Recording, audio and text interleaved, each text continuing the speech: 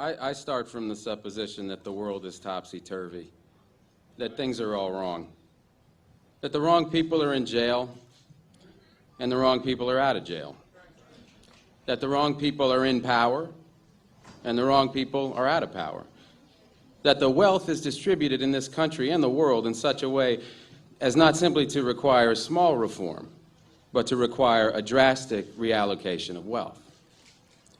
I start from the supposition that we don't have to say too much about this because all we have to do is think about the state of the world today and realize that things are all upside down. Now, if you don't think, if you just listen to TV and read scholarly things, you actually begin to think that things are not so bad, or that just little things are wrong. But you have to get a little detached and then come back and look at the world, and you are horrified. So we have to start from that supposition that things are really topsy-turvy. And our topic is topsy-turvy, civil disobedience. Now, as soon as you say the topic is civil disobedience, you're saying our problem is civil disobedience. That is not our problem. Our problem is civil obedience.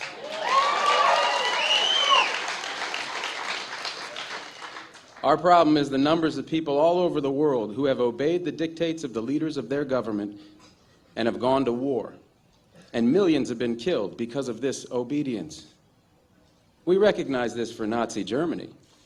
We know that the problem there was obedience, that the people obeyed Hitler. People obeyed. That was wrong. They should have challenged, and they should have resisted. And if we were only there, we would have showed them. Even in Stalin's Russia, we can understand that. People are obedient. All these herd-like people. Remember those bad old days when people were exploited by feudalism? Everything was terrible in the Middle Ages. But now we have Western civilization, the rule of law.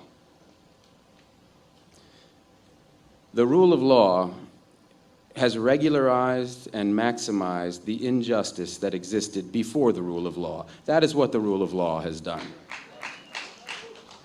When in all the nations of the world, the rule of law is the darling of the leaders and the plague of the people, we ought to begin to recognize this. We have to transcend these national boundaries in our thinking. Nixon and Brezhnev have much more in common with one another than we have with Nixon. J. Edgar Hoover has far more in common with the head of the Soviet secret police than he has with us. It's the international dedication to law and order that binds the leaders of all countries in a comradely bond. That's why we're always so surprised when they get together. They smile, they shake hands, they smoke cigars. They really like one another, no matter what they say. What we are trying to do, I assume, is really to get back to the principles and aims and spirit of the Declaration of Independence. This spirit is resistance to illegitimate authority and to forces that deprive people of their life and liberty and right to pursue happiness. And therefore, under these conditions, it urges the right to alter or abolish their current form of government, and the stress had been on abolish. But to establish the principles of the Declaration of Independence, we're going to need to go outside the law, to stop obeying the laws that demand killing or that allocate wealth the way it's been done, or that put people in jail for petty technical offenses and keep other people out of jail for enormous crimes.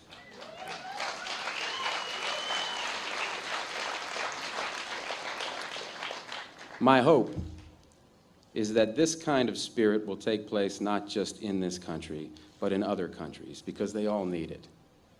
People in all countries need the spirit of disobedience to the state, which is not a metaphysical thing, but a thing of force and wealth.